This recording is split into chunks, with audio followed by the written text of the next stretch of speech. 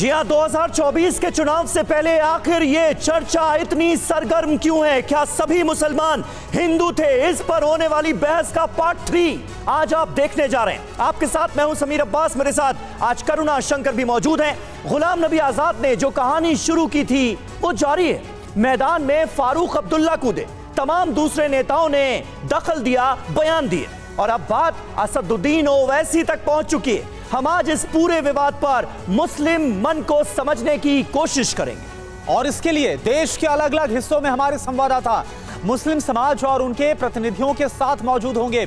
लेकिन आइए पहले यह समझ लेते हैं कि यह पूरा जो विवाद है उसमें कौन कहां पर खड़ा है, यह समझना बहुत जरूरी है। बिल्कुल, मुस्लिम पर यह महाभारत क्यों, वो भी 2024 के चुनाव से ऐन पहले इस तरह के बयानात एक एक करके क्यों सामने आ रहे हैं? सिलसिला देखिए। मोहन भागवत आरएसएस चीफ कहते हैं भारत में रहने वाले हर व्यक्ति का डीएनए एक है। सवाल उठता है, सिर्फ एक ऐतिहासिक तथ्य बताने की ये क्या कोशिश है या फिर कुछ और? गुलाम नबी आजाद, जिनका बयान लगातार सुर्खियों में बना हुआ है पिछले कई दिनों से, भारत के मुस्लिम मूल रूप से हिंदू थे जो बाद में कन्वर्ट हो गए, ये कहा आजाद साहब ने। सवाल, नई राजनीतिक जमीन जुटाने की ये कोशिश तो नहीं? और आप देखिए अगला नाम क्या है, फारूक अब्दुल्ला का। कश्मीर में भेदभाव के शिकार ब्राह्मणों ने इस्लाम अपना लिया, यह फारूक अब्दुल्ला का बयान। अब सवाल यहां यह उठता है, राजनीतिक जमीन बचाने की कोशिश है क्या ये? और इन सब के बीच असदुद्दीन ओवैसी, जिनकी तरफ से कहा गया हिंदू फोबिया नहीं, मेरी लड़ाई अधिकारों की है। अब सवाल यह उठता है, समुदाय विशेषकर रहनुमा दिखाने की कोशिश क्या यहां पर की जा रही? बिल्कुल, और असदुद्दीन ओवैसी का यह बयान अब सुर्खियों में है। किस तरह से उन्होंने रिएक्ट किया एक बयान के बाद, वो देखिए। हिंदू पूर्वज की बहस पर नाराज दिखे असदुद्दीन ओवैसी। उन्हें मेरा ब्राह्मण पूर्वज ढूंढना पड़ता है, यह कहा असदुद्दीन ओवैसी ने। ओवैसी ने संघ को टारगेट किया, कहा हमारा संघर्ष मुस्लिम अधिकारों के लिए है।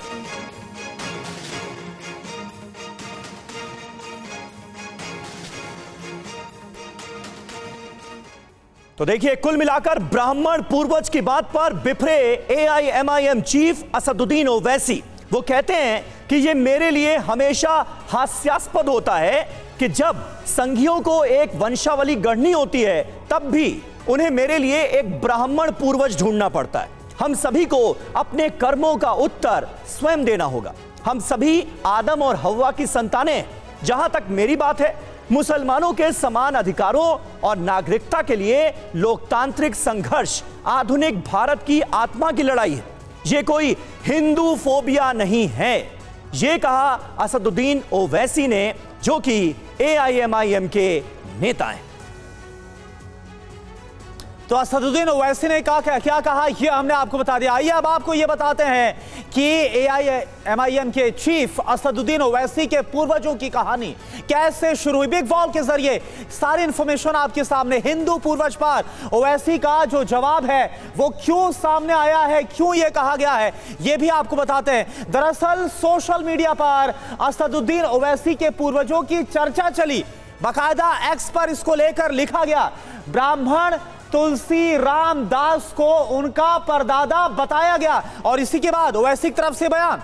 बिल्कुल, क्योंकि फारूक अब्दुल्ला का बयान आया, उससे पहले गुलाम नबी आजाद का बयान आया, तो सोशल मीडिया पर भी यह चर्चा हो रही थी और ऐसे में असदुद्दीन ओवैसी के पूर्वज ढूंढने की कोशिश भी की गई और ओवैसी ने इस सोशल मीडिया पोस्ट का जवाब दिया। बाकायदा उस सोशल मीडिया पोस्ट का जिक्र करते हुए, उसे कोट करते हुए असदुद्दीन ओवैसी ने अपनी बात रखी, जिसमें उनके परदादाओं को ब्राह्मण बताया गया था। ओवैसी बोले, ये मेरे लिए हमेशा ही मजेदार रहता है, हास्यास्पद रहता है जब इस तरह की बातें होती हैं और जब आरएसएस के लोगों को वंश गणना होता है तब वो ऐसा करते हैं। और मेरे जो पूर्वज हैं, लेकिन उनके लिए उन्हें ब्राह्मण ही मिलता है, ब्राह्मण ही ढूंढना पड़ता है। ये कुल मिलाकर असदुद्दीन ओवैसी ने कहा। हमारे साथ इस वक्त कई खास मेहमान मौजूद हैं, उनसे आपका तारुफ करा दें। दानिश कुरैशी हमारे साथ मौजूद हैं क्योंकि ओवैसी साहब की बात हो रही है। एआईएमआईएम के नेता हैं, प्रवक्ता हैं। अनिला सिंह प्रवक्ता हैं भारतीय जनता पार्टी की, वो हमारे साथ मौजूद हैं। लेकिन आज हमने खास व्यवस्था की है।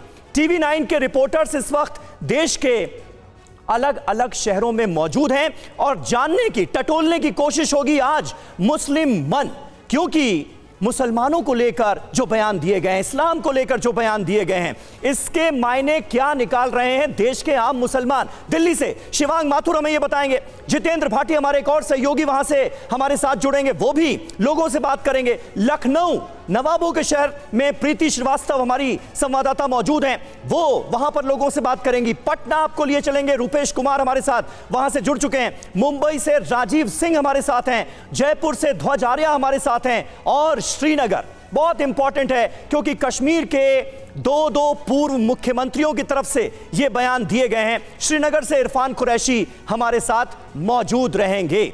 लेकिन सबसे पहले शिवांग, मैं आपके पास आता हूं। दिल्ली के जो आम लोग हैं, जो आम मुसलमान हैं, वो इस तरह के बयानों को कैसे देख रहे हैं और क्या इन बयानों में उन्हें भी सियासत नजर आ रही है? बिल्कुल, मैं सीधे आपको ले चलता हूं। ये दिल्ली के जो आम मुस्लिम लोग हैं उनसे हम बात करते हैं। इमाम साहब, पहले अपना नाम बताएं। मोहम्मद अखलाक। अच्छा साहब, मुझे ये बताएं कि जो गुलाम नबी आज़ाद का बयान आया है उसके ऊपर एक कंट्रोवर्सी पूरे देश में छिड़ी हुई है। फारूक अब्दुल्ला ने भी उसके ऊपर स्टेटमेंट दिया, दूसरे लोग भी उसके ऊपर राजनीति कर रहे हैं। जो बयान में कहा गया है कि इस्लाम 1500 साल पहले आया और उससे पहले तमाम लोग हिंदू थे, वो कन्वर्ट हो गए। क्या लगता है आपको इस वक्त जब चुनाव करीब आ रहे हैं इस तरह के स्टेटमेंट क्यों आ रहे हैं? सबसे पहले तो मैं आपका स्वागत करता हूं कि आप इंटरव्यू लेने के लिए इस बारे में यहां आए। और मोहतरम गुलाम नबी आज़ाद जी ने जो इस वक्त ये बयान दिया है, ये इस वक्त के तनाजुर के हिसाब से बयान देना उनका ठीक नहीं, मुनासिब नहीं, माहौल को ख़राब करने वाली बात है, एक सियासी बात है। और दूसरे सबसे पहली बात ये है कि हिंदुस्तान में मुसलमान अब से नहीं, ये सदियों से रहता चला आ रहा है। और सबसे पहले हिंदुस्तान ही में जो सबसे पहला इंसान, सबसे पहला नबी और सबसे पहला पैगंबर मैसेज लाने वाला अल्लाह की तरफ से, वो हिंदुस्तान ही की सरजमीन पर आया, जिसको आज श्रीलंका के सरंदीप पहाड़ी पर आज भी उनके निशानात मौजूद हैं। फिर उसके बाद में हज़रत आदम से हज़रत मुहम्मदुर रसूलुल्लाह सल्लल्लाहु अलैहि वसल्लम तक मैसेज लाने वाले हमारे पैगंबर आते रहे। वो सब इस्लाम के मानने वाले थे, एक अल्लाह को मानने वाले थे। और फिर नबी पाक सल्लल्लाहु अलैहि वसल्लम ने इस इस्लाम को आगे बढ़ाया।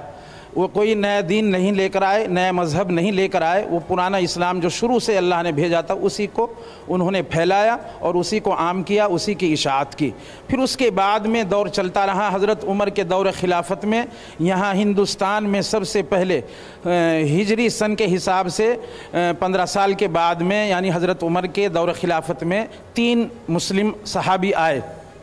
और फिर उसके बाद में एक के बाद दीगर, एक के बाद दूसरे सहाबी आते रहे। जो आप ये कह रहे हैं कि गुलाम नबी आज़ाद ने जो स्टेटमेंट दिया वो गलत था? उनका बयान ये इस वक्त जो है ना, इस वक्त के हिसाब से बिल्कुल गलत है, माहौल को ख़राब करने वाली बात है और तारीख से उनको कोई लेना देना नहीं। तारीख का उनको ये इल्म जो नहीं बयानात है कि इस्लाम इसे कुल मिलाकर गलत माना जा रहा है। जहां पर शिवांग आप मौजूद हैं और दिल्ली से हमारे संवाददाता जितेंद्र भाटी मौजूद हैं। आप जितेंद्र, ये बताइए वहां पर लोग क्या सोच रहे हैं, खासतौर पर जो मुसलमान हैं, जब अब हिंदू बताने की कोशिश की जा रही है मुसलमानों के पूर्वजों को?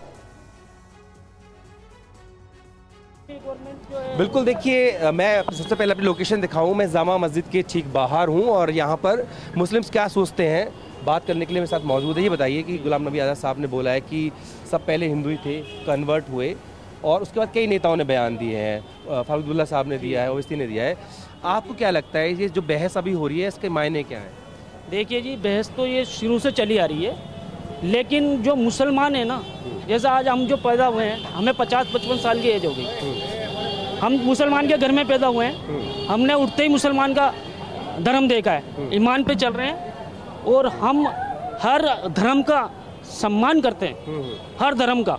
और हिंदुस्तान एक ऐसी मोहब्बत की मिसाल है पूरी दुनिया में, जो कि इस मिसाल के कोई जवाब बहस हो रही है, इसका क्या मायने? जो ये बहस कर रहे हैं ना, ये गलत छेड़ते हैं और इलेक्शन आते हैं जब भी छेड़ते हैं। आप कह रहे चुनावी मसला? बिल्कुल, चुनाव के अंदर ही ये मसला हमेशा आता है, हिंदू मुस्लिम का, या कौन जाति क्या है क्या नहीं है। हम लोग, हमारे आसपास में पूरा मोहल्ला हिंदू है, आधा मोहल्ला हिंदू आधा मुसलमान है, बड़ी मोहब्बत के साथ रहते हैं, एक दूसरों को शादी में बुलाते हैं, शादियों में आते जाते हैं, मोहब्बत से एक दूसरों का घर बुलाते हैं। तो हमारा जो हिंदुस्तान का कल्चर है ना, इस कल्चर को बना रहने दो, हमारा तो सभी भाइयों। ठीक है, हिंदुस्तान की जो सरजमीन है वो मोहब्बत की सरजमीन है और यहाँ सब मिलजुल कर रहते हैं। इस तरह के बयान सियासी हैं, ये दिल्ली के लोग कह रहे हैं। लखनऊ के लोगों की क्या राय है प्रीति?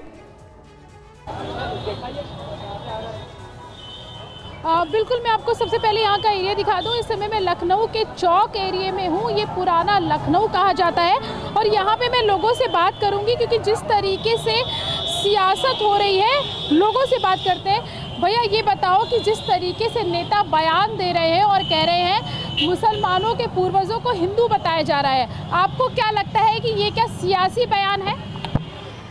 मैम, मैंने जैसे अभी आपको बताया ही कि हम लोग के यहाँ पे दुकान पे ऑनर है ही नहीं मैम, तो मैं कैसे क्या कहेंगे आप? जिस तरीके से ये बयान है, गुलाम नबी आज़ाद ने बयान दिया है कि जो मुसलमान के जो पूर्वज हैं वो हिंदू हैं, जो मुस्लिम धर्म है वो अभी आया है 1500 साल पुराना। हम लोग सियासी लोग नहीं ना, हम आपसे इस बारे में कोई बात करना चाहते हैं। चलिए ठीक है, प्रीति लोग हैं उनसे प्रीति एक बार फिर से आपके पास आएंगे, कुछ और लोगों से आप बात करेगा। बिहार की राजधानी का रुख करते हैं पटना का। रुपेश, वहां पर इन बयानों को लेकर क्या सोच है?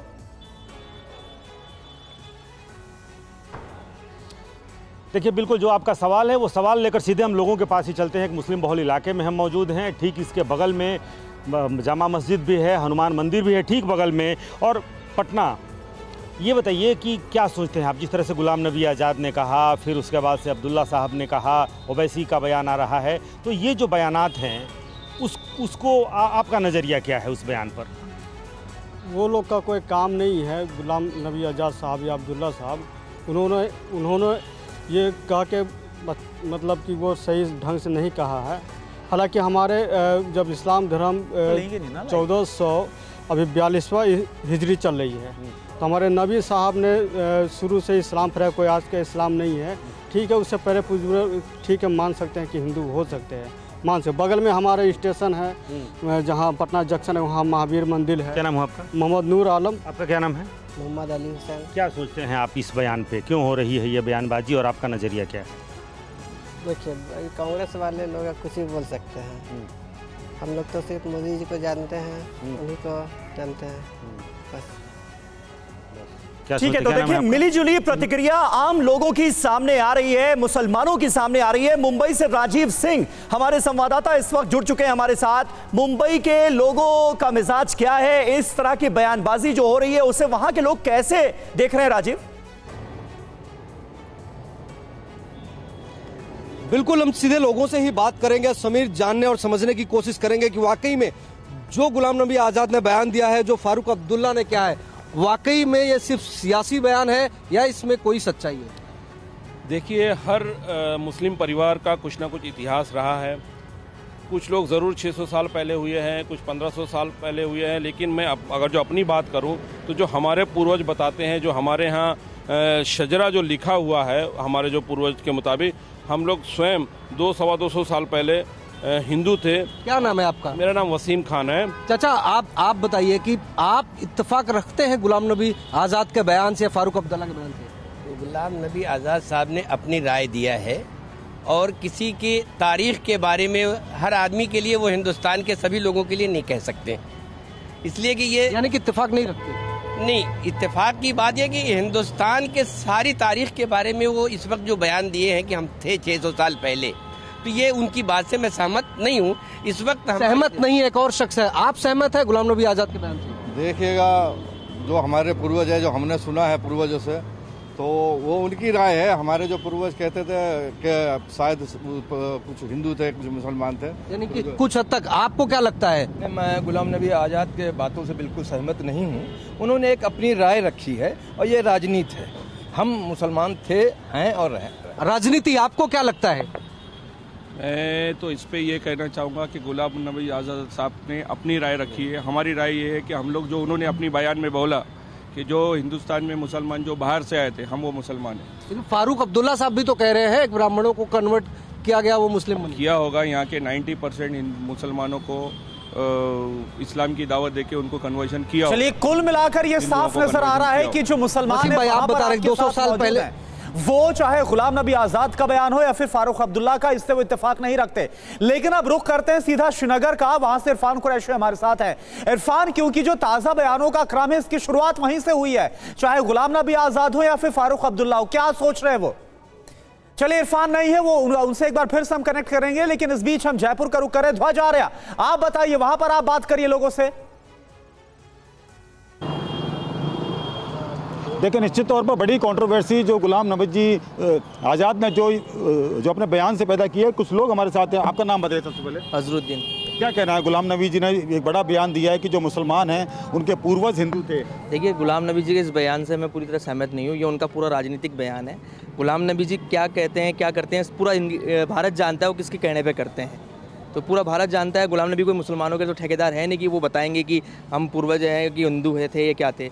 हम लोग सब जो हैं गुलाम नबी जी के इस बयान से पूरी तरह से असहमत हैं। जयपुर का भट्टा बस्ती इलाका, यहाँ कुछ लोग, आपका क्या कहना है इस बयान की बात में? इस बयान की बात तो मेरे को कहना है गुलाम नबी जी बिल्कुल गलत। अच्छा ध्वज, सिर्फ गुलाम नबी आजाद और फारूक अब्दुल्ला तक मामला सीमित नहीं है। अब तो असदुद्दीन ओवैसी के पूर्वजों को ब्राह्मण बताया जा रहा है, जिस पर वो बिफरते हुए रिएक्ट कर रहे हैं ट्विटर पर, वो भी एक मसला है। जी बिल्कुल बिल्कुल, इनसे भी जानते हैं। जब बयान आया उसके बाद फारूक अब्दुल्ला जी ने भी इस पे जो है सपोर्ट किया, और उसके बाद में ओवैसी साहब ने भी ट्वीट किया है, तो इसको लेकर आप क्या कहेंगे? देखिए, ये पूरी राजनीतिक बातें हैं, क्योंकि ये फारूक अब्दुल्ला हो चाहे कुछ भी, क्योंकि अब जम्मू कश्मीर में आने वाले वक्त में जब चुनाव होंगे तो सभी वोटों को उनको साधना है। इसी तौर पर गुलाम नबी जी ने यह बयान दिया है। और गुलाम नबी आज़ाद वो शख्स हैं जिनको वो अपनी पार्टी के कभी सगे नहीं हो सके, अब वो धर्म के भी सगे नहीं है। तो ऐसे लोगों की तो कोई मेरे हिसाब से कुछ वो नहीं है, क्योंकि ये पूरा राजनीतिक बयान देना चाहते हैं, वो राजनीति करना चाहते हैं। बिल्कुल, आप क्या कहना है? ये सब धर्म की राजनीति है। इससे पहले मैं खुद स्पोर्ट्स में हूँ, कभी स्पोर्ट्स में इस तरह की बातें नहीं होती। और गुलाम नबी आज़ाद कोई ठेकेदार थोड़ी है। मुस्लिम धर्म में कोई कंसेप्ट नहीं है ठेकेदारों का। वो हमारे ठेकेदार नहीं है जो वो बताए हमें। हम मुसलमान हैं, आप हिंदू है, हमने कभी पूछा नहीं। और जहाँ तक DNA की बात, कभी ब्लड हम लेते हैं ब्लड बैंक में, तो ये थोड़ी ना पूछते हैं मुस्लिम का ब्लड है या हिंदू का ब्लड है। मेरा ब्लड आपके भी यूज़ आएगा, आपका ब्लड मैं भी लूँगा। ये सब राजनीतिक बात है। क्या उनके बयान से इत्तेफाक रखते हैं आप? ठीक है, नहीं, ऐसे बयानों पे हम लोग आपके पास इस वक्त हमारे साथ दो खास मेहमान भी जुड़े हुए हैं। दानिश हमारे साथ मौजूद हैं AIMIM का पक्ष रखने के लिए। दानिश, आपने सुना, ज्यादातर लोग, देश के आम मुसलमान भी यही सोच रहे हैं कि ऐसे बयानात के पीछे सियासत है। लेकिन असदुद्दीन ओवैसी को यह क्यों कहना पड़ता है एक ट्वीट के जवाब में, वो भी कि उनके पूर्वजों को जब ढूंढा जाता है तो संघी उनके पूर्वज भी ब्राह्मण के तौर पर ही देखते हैं? मतलब क्या था इस बयान का, समझा पाएंगे? देखिए, जो मैं समझ पाया हूं, जो मेरी समझ में आया है कि जिस तरीके से ब्राह्मण नीति जो बनाई रखी है इन्होंने, कि सुपीरियरिटी जो है वो ब्राह्मणिज्म में वो बनाने की कोशिश की गई। कल जो स्टेटमेंट आया MP जो हैं मेंबर भारतीय जनता पार्टी के, उनकी तरफ से, इसीलिए उन्होंने ये कहा कि हर बार जो है मतलब संघी जो है मेरे ब्राह्मण पूजक ढूंढने निकल जाते हैं। तो मेरे नजरिए से तो यही माने निकल के आते हैं। और दूसरे नहीं, संघ और BJP से जुड़े किस नेता ने असदुद्दीन ओवैसी के पूर्वज को ब्राह्मण बताया? देखिए, कल उनका ट्वीट जो आया वो अब देखिए, आप उनको समझ में आ जाएगा कि किस नेता ने किस मुद्दे। नहीं, मुझे समझ में नहीं आया, इसलिए तो पूछ रहा हूं, आप बता दीजिए। समझा नहीं मैं आप क्या कहना चाह रहे हैं। आपने असदुद्दीन ओवैसी का वो ट्वीट देखा? उन्होंने किसी नेता के बयान को कोट किया? शुरुआत में तो वही बात आई जो उनको क्यों कहने की जरूरत पड़ी, मुझे ये तो बताइए, क्यों कहने की जरूरत पड़ी? नहीं, मैं आपसे सीधा सवाल पूछ रहा हूं। उन्होंने अपने ट्वीट में संघियों का जिक्र किया है। मैं आपसे पूछ रहा हूं, संघ और BJP के किस नेता ने असदुद्दीन ओवैसी के पूर्वज को ब्राह्मण बताया? मैं ये कह रहा हूं कि किसी को भी ढूंढने जाने की जरूरत ही क्यों है, मुझे तो ये समझ में नहीं आता। चाहे संघ परिवार हो, क्योंकि संघ के सुप्रीमो जो है वो भी इससे पहले कह चुके हैं कि आपके पूर्वज थे। अरे भाई, हमारे पूर्वज आदम अलैहिस्सलाम थे, जो सृष्टि के सारा सर्जन होने के तुरंत बाद से एग्जिस्ट करते हैं, और तब से लेके आज तक वो हमारे पूर्वज हैं। जी, चलिए ठीक है। अनिला सिंह जी भी हमारे साथ हैं, BJP प्रवक्ता। अनिला जी, जो असदुद्दीन ओवैसी का ये बयान आ गया कि संघीय जो है वो मेरे पूर्वजों को ढूंढने निकल पड़ते हैं और वो उन्हें अब ब्राह्मण बताया जा रहा है, इसे आप कैसे देख रही है? BJP किस तरह से देख रही है? मेरी सबको राम राम। और अगर RSS की बात करते हैं, ये भारतीय जनता पार्टी की बात करते हैं, उनको ओवैसी जी के खानदान को ढूंढने की कोई आवश्यकता नहीं है। इतना खून से भरा हुआ इतिहास रहा है इनके खानदान का, किस प्रकार से लाखों हिंदुओं के सर जो है कलम कर दिए गए थे रजाकार की फौज बनाकर, तो खोजने की ज्यादा आवश्यकता नहीं है। और आप संघ और भारतीय जनता पार्टी पे आक्रामक क्यों हो रहे हैं भाई? आप भी के एक मुसलमान भाई ने ये बात कही है ना, इतिहास तो नहीं झुटला सकते हैं। सम्मान है, सभी धर्मों का सम्मान है भाई। आपकी आस्था का सवाल है। संविधान आपको ये अधिकार देता है और किसी भी व्यक्ति को अधिकार नहीं है किसी दूसरे के धर्म का अपमान करना। हम भी सम्मान करते हैं, परंतु ये कौन सी बात होती है? आप लोग हर चीज के लिए भारतीय जनता पार्टी और संघ को कटघरे में खड़ा कर देते हैं। फारूक अब्दुल्ला से पूछिए ना, उन्होंने नहीं कहा कि मेरे जो पूर्वज थे वो ब्राह्मण थे। नहीं अनिला जी, सवाल ये उठता है कि 2024 के चुनाव से पहले क्या एक खास तरह का नैरेटिव सेट करने की कोशिश सियासतदानों की तरफ से की जा रही है क्या, जिसमें मौजूदा दौर के मुसलमानों के पूर्वजों को हिंदू बताया जा रहा है? उन्होंने ये बताया जा रहा है कि आपके पूर्वज भी पहले हिंदू थे। ये मेरे से है प्रश्न? जी जी देखिए, एक बड़ी देसी सी कहावत होती है कि हाथ कंगन को आरसी क्या, पढ़े लिखे को फारसी क्या। तो जो पढ़े लिखे हैं, समझदार हैं, वो समझते हैं इस चीज को अच्छी तरीके से कि किस तरीके से कन्वर्जन हुआ। भारत में तो अलग अलग समय पे कन्वर्जन्स हुए हैं ना, उसके बहुत सारे कारण हो सकते हैं। बिल्कुल ठीक है, आपके पूर्वज हिंदू थे पर आप मुसलमान हैं, अपने धर्म का पूरा सम्मान करिए, उसमें झगड़ने की कौन सी जरूरत है? अपने अपने कारण हो सकते हैं, धर्मांतरण हुआ, ये सच्चाई है जी। लोग ईसाई भी बने हैं, लोग बौद्ध भी बने हैं, लोग जैन भी बने हैं, लोग पारसी भी बने हैं, अलग अलग समय पर अलग अलग कारणों की वजह से धर्मांतरण हुआ।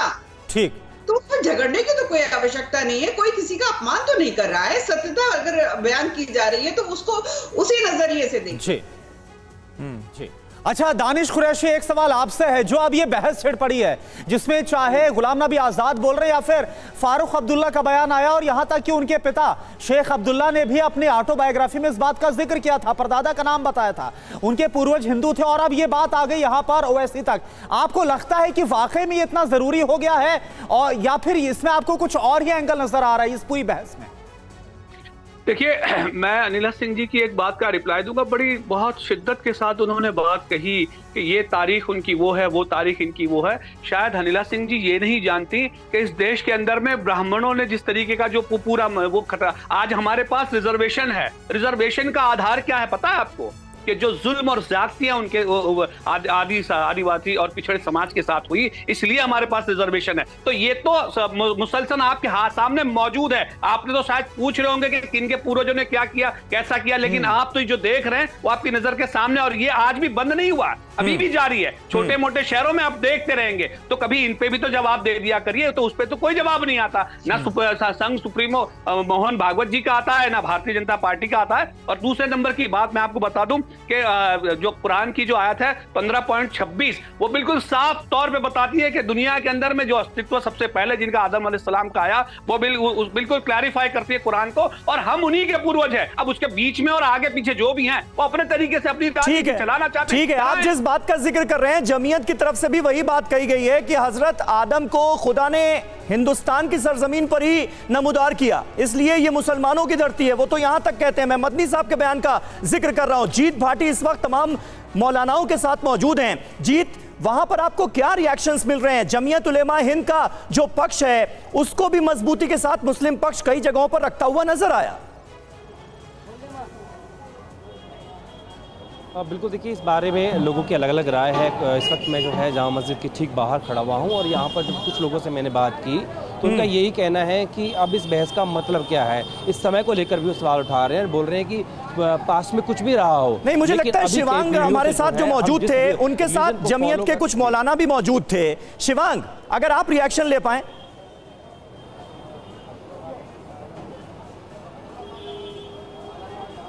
चलिए, इस बीच राजीव सिंह का हम रुख करते हैं, शिवांग का हम रुख करेंगे, लेकिन राजीव मुंबई से हमारे साथ जुड़े हुए। राजीव, वहां पर आपके साथ जो लोग मौजूद हैं उनसे आप पूछिए कि जिस तरह से ओवैसी का बयान अब सामने आया और उन्हें यह बोलना पड़ गया कि आखिर क्यों उनके पूर्वजों को हिंदू बताने की लगातार ये कोशिश की जा रही है, इस पर वहां के लोग क्या सोच रहे हैं, क्या विचार रख रहे हैं?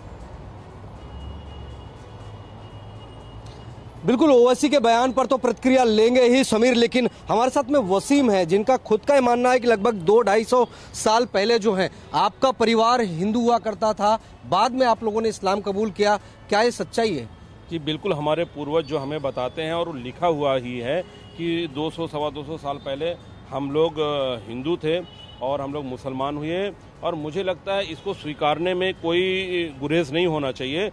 ये सत्य है कि बहुत बड़ी तादाद में हिंदुस्तान का जो हिस्सा है वो नॉन मुस्लिम थे और वो मुसलमान हुए हैं। कुछ परिवार भले 600 साल पहले हुआ, मतलब अलग अलग समय हो सकता है, समय अलग हो सकता है, लेकिन ओवैसी साहब अभी बयान दे रहे हैं कि उनको उनके पूर्वजों को ब्राह्मण बताने की जरूरत क्या है, ब्राह्मण क्यों बताया जा रहा है, इन बयानों को सुनकर उनको हंसी आती है।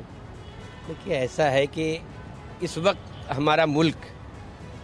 हमारे मुल्क के वज़ीर आज़म जिस तरीके से पूरे हिंदुस्तान के 140 करोड़ लोगों के लिए फिक्रमंद हैं, मैं ये समझता हूँ कि इस तरीके के बयानात देकर लोग आपस में निफाक पैदा कर रहे हैं। इस वक्त हमारे मुल्क की तरक्की और उसके बारे में जो हमारे प्रधानमंत्री जी कोशिश कर रहे हैं, हमको उसमें हाथ बटाने की ज़रूरत है, ना कि हिंदू मुस्लिम करके सियासी फ़ायदे के लिए इस तरीके के बयानात देकर हम लोगों को उलझाया जाए। बिल्कुल, पीएम की साख पर बट्टा लगा रहे जो लोग इस तरह के बयान देते हैं, आपको लगता है कि वाकई में सिर्फ सियासत के लिए बयान दिया जा रहा है? देखिए, ये तो सही बात है कि धर्म एक धरोहर है जो हमारे पूर्वज हमें देकर गए हैं। हम जहाँ आँख खोलते हैं उसी संस्कार में हम पलते हैं, बढ़ते हैं। ये सही है कि सालों पहले कोई 400 साल पहले, कोई 600 साल पहले थे हिंदू, वो मुसलमान हुए हैं, ये सच है। और आज भी ये सब चीज़ें चलती हैं। आप जानते हैं, तबलीग है, जमात है, होता है। जिसका दिल जहाँ मानो तो पत्थर भी भगवान है। लेकिन ओवैसी साहब इस बात को नहीं मान रहे हैं। नहीं, ये सब तो गलत है। हमारे जो प्रधानमंत्री जी हैं, सब लोगों को साथ ये सब बरगलाना है। हमारे प्रधानमंत्री जी इतना अच्छा देश को चला रहे हैं, हमको हिंदू मुसलमान नहीं करने की जरूरत, हमको विकास चाहिए। हिंदू मुसलमान नहीं करने की जरूरत है, कुछ और लोग हैं। ये बताइए कि आपको क्या लगता है, जो ओवैसी कह रहे हैं कि उनके पूर्वजों को ब्राह्मण बताने की कोशिश की जा रही है, क्या लगता है कि वाकई में सिर्फ सियासी बयान है, वाकई इस तरह की चीजें थी? चलिए, रूपेश कुमार हमारे साथ इस वक्त पटना से जुड़ गए हैं। राजीव, मैं आता हूं आपके पास दोबारा। रूपेश, जरा पटना के लोगों से भी बात कीजिए और असदुद्दीन ओवैसी का जो बयान है जिसमें वो कह रहे हैं हमारे पूर्वजों को ब्राह्मण बचाने की कोशिश होती है और ये बड़ा हास्यास्पद है, इस बयान को किस तरह से वहां पर लोग देख रहे हैं? क्या जातिवाद का एंगल डालने की कोशिश की गई इसमें?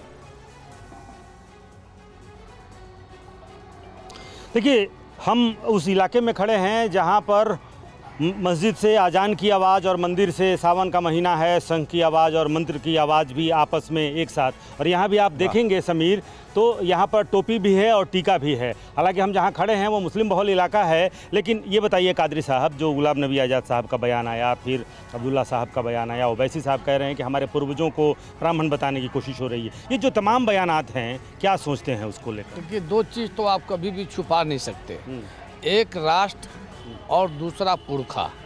हम अगर अरब में जाते हैं तो हमसे पूछा जाता है अंत हिंदी, यानी तुम हिंदू हो। हज के दरमियान, ऐसा नहीं कि कमाने खटाने के दरमियान, हज के दरमियान पवित्र पूजा करते समय जो हम जाते हैं यहाँ से, तो हमसे पूछा जाता है अंत हिंदू। तो उसके बाद हम जवाब देते हैं अना, नाम, हाँ मैं वही हूँ। उसके बाद हम जब वहाँ गए तो राष्ट्र नहीं छुपाए, आप छुपा नहीं सकते, औकात नहीं है। ठीक उसी प्रकार हम अपने पुरखे को नहीं छुपा सकते। हम अपने बाप का नाम नहीं छुपा सकते, दादा का नाम नहीं छुपा सकते, परदादा का, दादा का, छादा। तो जो पुरखों को छुपाता है वो अपराधी है, और जो राष्ट्र को छुपाता है वो भी अपराधी है। इसीलिए हम सब लोग यही पढ़ते हैं कि ज़र्रे को चट्टान बना दे या अल्लाह, हम सब को इंसान बना दे या अल्लाह, हिंदू मुस्लिम खाएं एक ही थाली में, ऐसा हिंदुस्तान बना दे या अल्लाह। ऐसा भाव लेकर के हम लोग इस देश में सब एक दूसरे को। टीका भी उसे पूछते हैं, जो गुलाम नबी आज़ाद ने कहा कि मुसलमानों के जो पूर्वज हैं वो हिंदू थे। नहीं जी, वो कैसे मुसलमानों के पूर्वज? हम जो हिंदू धर्म है, जो हिंदू धर्म जो टीका करता है, शंख बजाता है, रामायण पढ़ता है, वो हिंदू है। वो और मुस्लिम लोग जो हैं जो अजान करते हैं वो मुस्लिम लोग। लेकिन पूर्वजों को लेकर के 1500 साल पहले की चर्चा हो रही थी। देखिए, हम हिंदू धर्म में पैदा जो पैदा लिए हैं वो हिंदू है, जो मुस्लिम धर्म में पैदा लिए हैं, जैसे मेरा नाम मोहम्मद नूर आलम है, हम मुस्लिम धर्म में आए हैं, हम मुस्लिम धर्म को मानते आ रहे हैं। हम लोग देखिए यहाँ पर टीका बार है, भाई साहब पांडे जी हैं, भैया हैं, हम लोग एक दूसरे में मिलत जुलत आराम से प्यार भाव एक साथ रहते हैं, मिलते जुलते हैं। क्या फिर ये बयानबाजी का क्या मतलब, मायने मतलब क्या है? क्या नाम है आपका? मेरा नाम सरवर जमाल है। अगर इस तरह की बयानबाजी दी जाती है तो ये तो पार्टी पॉलिटिक्स है, परंतु जो सच्चाई है तो मेरे पूर्वज तो हिंदू थे ही, कन्वर्ट होकर के ही मुस्लिम हुए हैं, ये सच्चाई है। ठीक है, सामाजिक समरसता का जिक्र अभी थोड़ी देर पहले अनिला जी ने भी किया, ज्यादातर लोग भी अलग अलग शहरों से यही बात कह रहे हैं। अनिला जी, लेकिन ऐसे बयानों का राजनीतिकरण भी तो हो रहा है। यूपी के डिप्टी सीएम केशव प्रसाद मौर्य कहते हैं कि वो भूतपूर्व हिंदू हैं, हम अभूतपूर्व हिंदू हैं, भूतपूर्व अगर वर्तमान बन जाएं तो हम उनका स्वागत करेंगे। तो फिर वो बराबरी का दर्जा तो ऐसे बयानों में नजर नहीं आता। देखिए समीर जी, जब हमारा संविधान बना तो संविधान के जो पार्ट 3 में फंडामेंटल राइट्स दे दिए, उसमें बहुत सारे अधिकार जो हैं दे दिए जाते हैं, जिसके तहत जो है राइट टू स्पीच भी है।